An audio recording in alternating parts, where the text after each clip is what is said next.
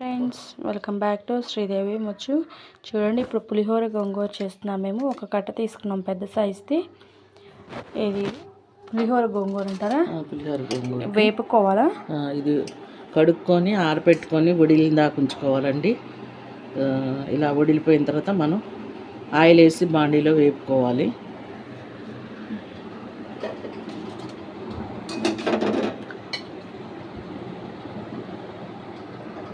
ఇదిగో చూడండి, ఆయిల్ వేసుకుంటున్నాను.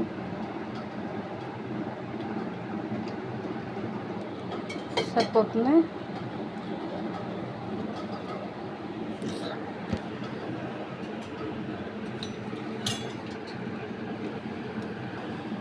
చూడండి, గోంగూర పెట్టేసుకున్నాం. మనం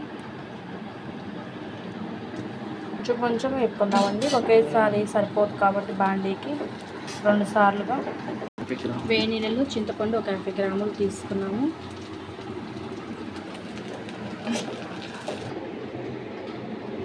చూడండి, గోంగూర ఇలా వేపుకున్నాను. ఇంకో వాయి కూడా వేపుకుందాము.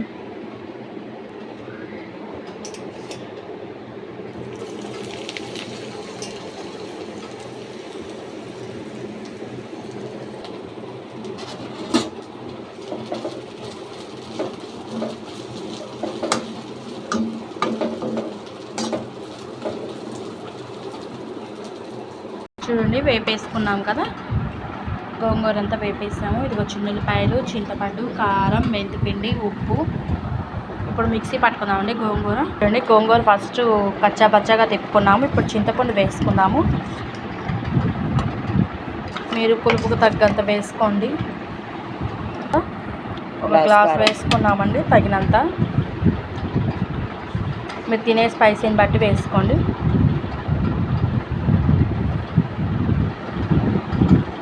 పులిహోర గోంగూరకి చెప్పండి.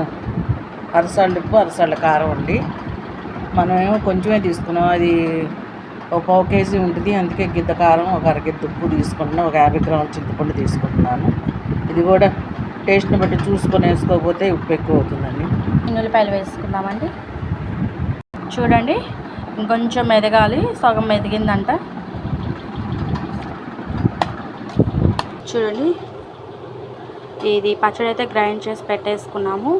ఇప్పుడు నేను పోపు పెట్టుకుంటున్నాను. పోపులోకి పెట్టేసాను, అన్నీ వేపేసి పెట్టుకున్నాను, సరిపోతుంది. ఇప్పుడు పచ్చడి వేసుకున్నాను. దాంట్లో పోపులోకి ఎండుమిరపకాయలు, తాలింపు గింజలు, చిన్నులపాయ, కరివేపాకు, ఇంగువ అన్నీ వేసుకున్నామండి. అయితే పచ్చడి వేయండి. ఇంకా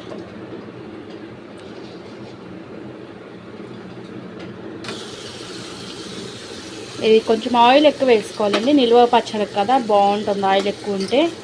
ఇది మనకి సంవత్సరం పాటు నిల్వ ఉంటుంది ఈ పచ్చడి. నూనె ఎక్కువ పట్టిద్ది. చూడండి, ఆయిల్ అంతా కూడా పీల్చేస్తుంది. ఇందాక చాలా ఆయిల్ అనిపించింది. దీనికి ఆయిల్ ఎక్కువే పడుతుందండి ఈ పచ్చడికి.